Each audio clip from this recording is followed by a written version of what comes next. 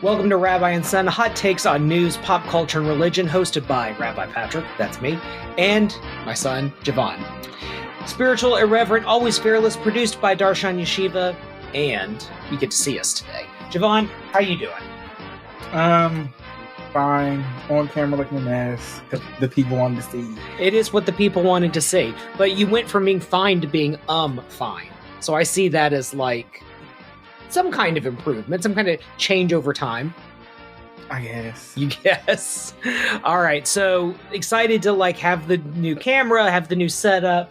All right. On to serious business. Serious business. This is, like I said, podcast deals with a lot of, things. And sometimes you have to get serious. Right. And I want to talk about, what's going on now in the world. We all know,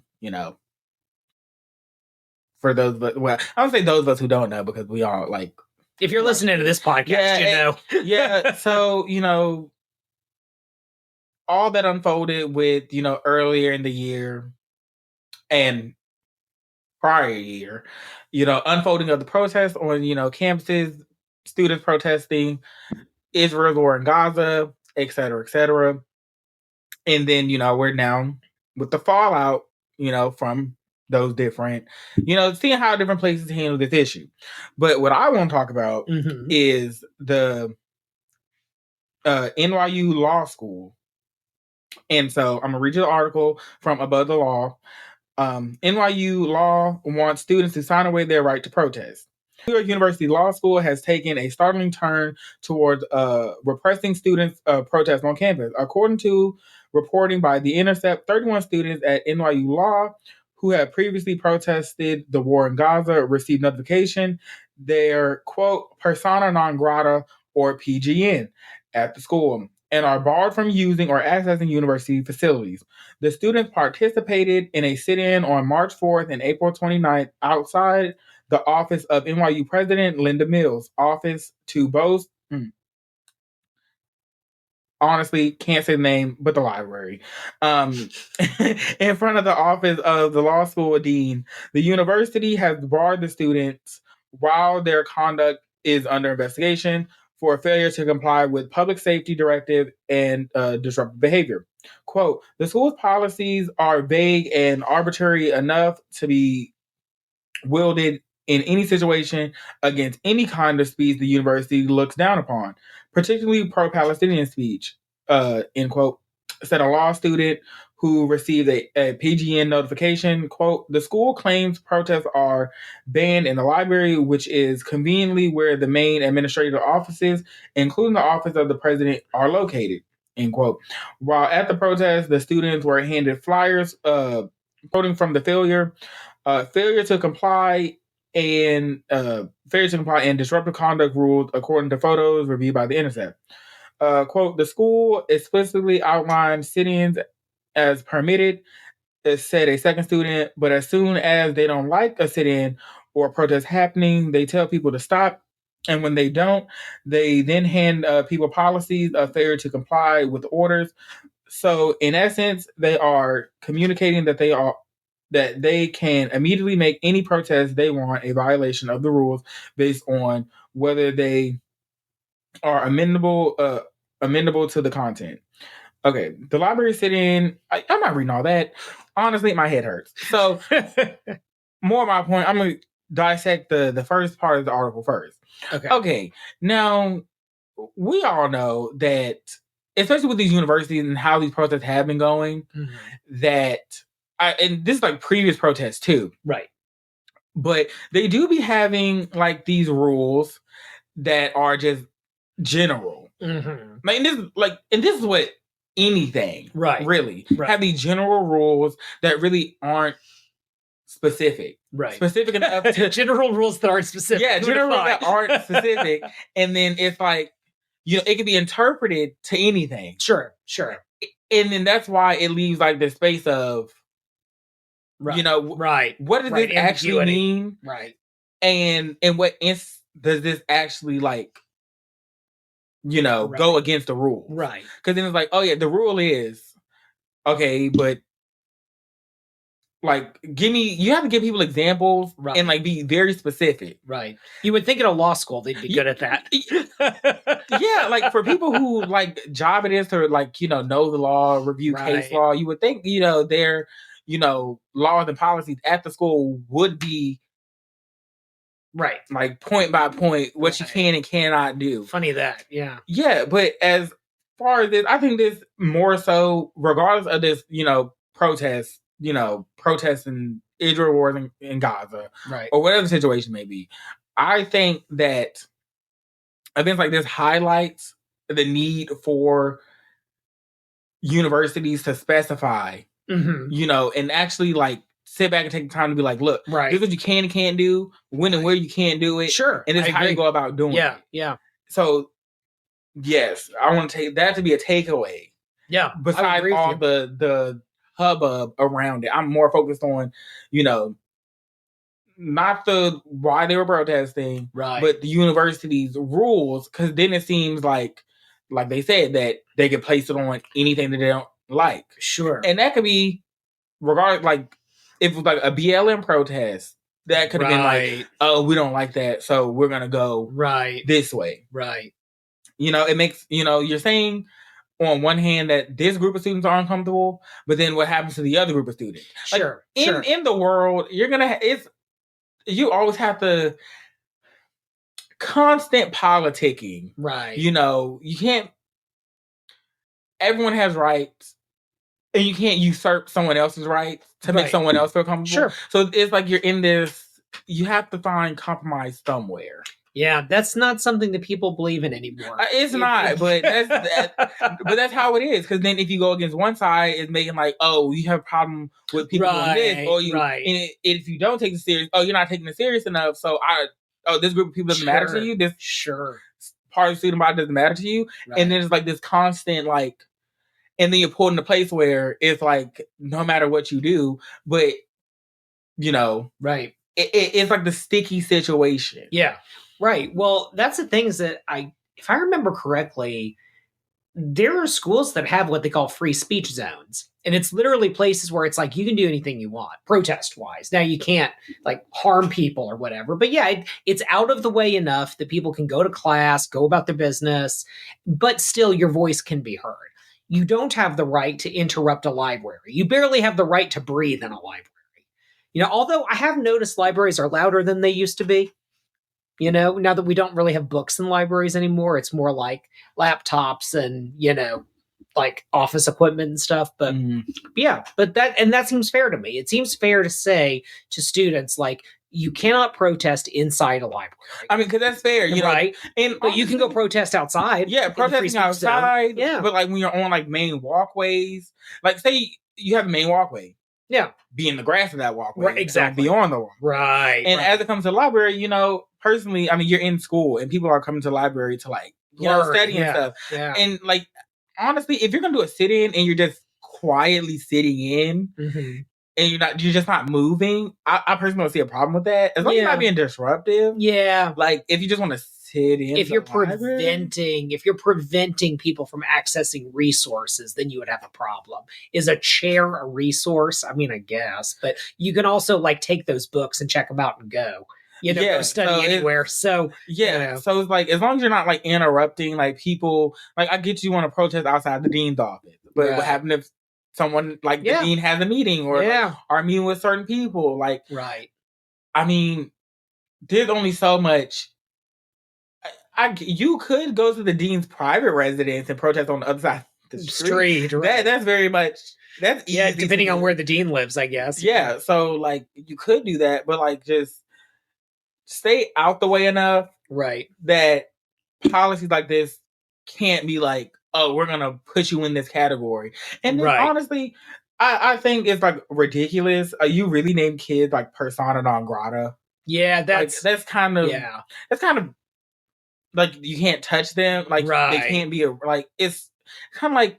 Yeah, at this point, I do think there should be like a tuition pause in investigations. Because now I feel like you're playing. I can't go to class. I can't sit on exams. Now I feel like I'm just sitting here and you're getting money until the investigation is done. Tuition pause. I can't go to class. Then I need my money back. for my time not spent in class. Sure. Yeah, how much of this could have been resolved by people just taking a deep breath, thinking about like, okay, we have students who want to protest. Here's where you can. Here's where you can't. It's geographic in nature, and one of those places is in a classroom while people are trying to take a test.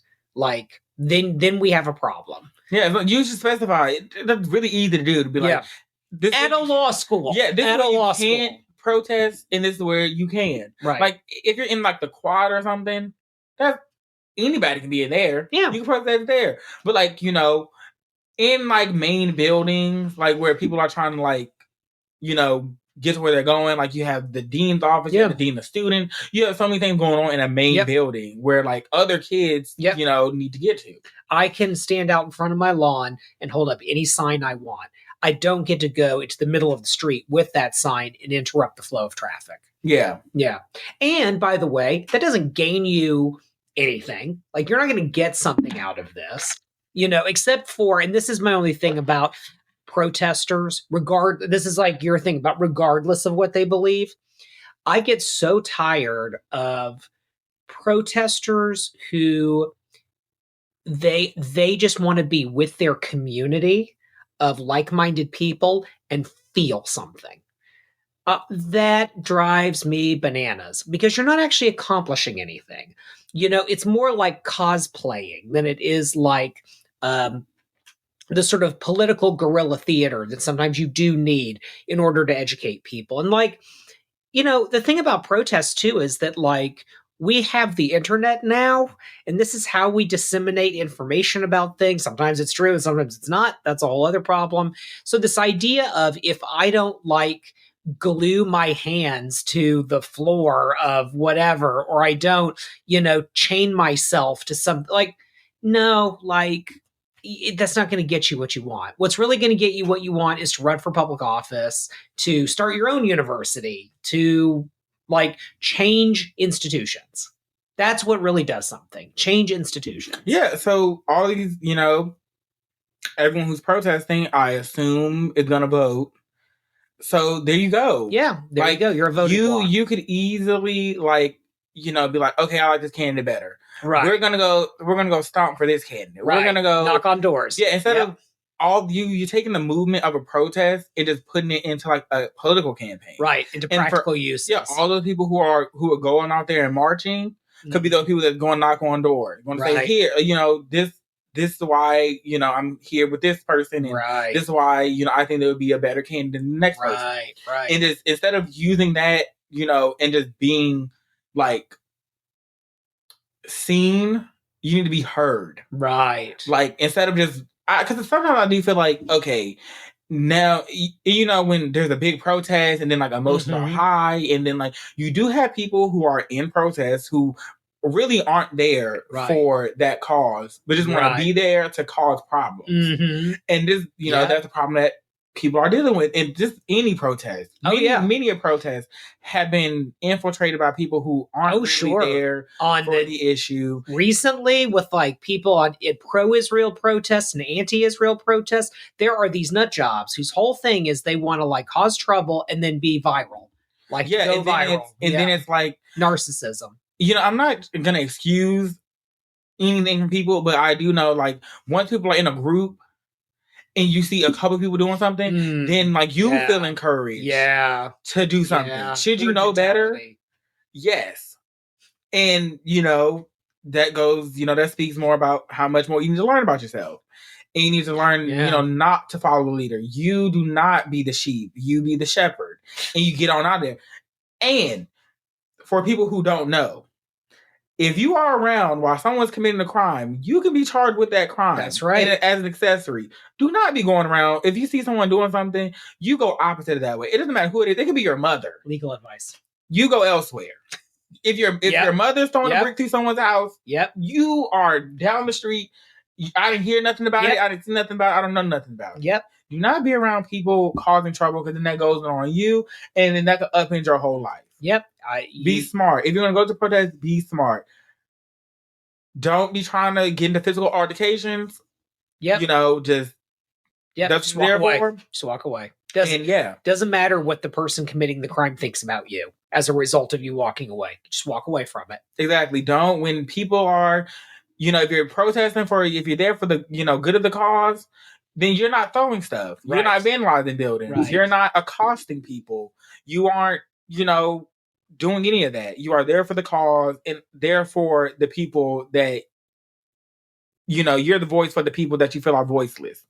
So be that. When people see a protest getting violent, or people are stealing, or people are doing this and the third, they automatically write you off as radicals who are just out here to cause nonsense and drama rather than actually, putting forth the cause. So when people go to these protests and are those people that want to go out and destroy stuff and, get in the physical altercation, cause these things, that immediately discredits the entire, protest. And, that may not be fair. It's not fair. It's not fair to take a couple and then apply that to the whole group. But that's what you have to learn. And, when you're protesting, you have to learn that, hey, look, everyone, this is what we're here for. We're not going to do this. If there is trouble, we just don't even engage. Mm-hmm. You have to be very careful and be like, look, this is what we're going to do. And that's why the civil rights protests work. Yeah. They didn't engage. Yep. They just, that's the amount of strength that I don't have. That you're not going to be spitting on me, and I can't do anything. I would just lose my mind. But I digress. But it's how the civil rights, protest worked so well, because it was like, people using their First Amendment right, and then you had, the government coming in and getting violent. Yep. If you want, just don't engage in violence, don't commit violence. Yep. And continue to use your right to protest, use your right to, voice your opinion. But I do feel like everyone who's doing these protests, you can also translate that into, like I said, you don't like that personal political candidate, there's someone else running. That's right. And then, boom, you can be like, okay, we're going to go work with them. We're going to volunteer for their campaign. We're going to, grassroots, get that person that you feel like is a better option and that has your voice and your opinion into office. Mm-hmm. So you can translate all that into protesting into actually helping someone that you feel is best get into office. Yep. I agree. 100%. Yeah. Yeah. Yeah. Don't cause a ruckus in school too. Like, just get through school. And then once you're out of school, you can be someone who can elevate in like levels of authority, positions of business, politics, whatever. Don't mess up your life over a cause when you got your whole life ahead of you to like make a huge impact. And for those people who go to these protests with the idea of being violent, that will get people severely hurt. Yep. And that's what no one's here for that. Yep. No one's here to get hurt. So don't be the one that throws the first punch. Don't be the one that, breaks into the, whatever. Stomps on the car, throws the brick at the window, spits on someone, does something. It is just not safe, and it can always escalate to something more serious. Mm-hmm. And you never know. People out here are crazy. You never know. I'll say, you never know what people have in their pockets. You don't know if people have guns, people have knives. You don't know. Yep. Exercise. Well, first of all, you shouldn't be trying to go anywhere in the first place being ridiculous. Right. But you should be aware of that you could seriously get yourself hurt or somebody that you know hurt. Mm-hmm. And you could end up not coming back from that protest. Yep. And I'll finish off with that. I'm with him 100%. Everything he just said, we are not technically giving you legal advice. We are not giving you legal advice, but I'm just saying. We're just giving you life advice. Yes. Don't be around people who are committing crime. Those are not people that you want to be around. Those people will drag you down with them. Yep. You go here, let them go here. Yep, exactly what he said. Thank you to our sponsors at Darshan Yeshiva for making this content possible. Darshan Yeshiva provides beginner-level online Jewish learning, including the very popular Conversion Judaism program, with sponsoring rabbis and students all over the world. Start your Jewish journey any place, anywhere, and anytime with our conservative, reform, reconstructionist, Jewish renewal, humanistic, and post-denominational rabbi mentors. Become the Jew you always wanted to be with Darshan Yeshiva.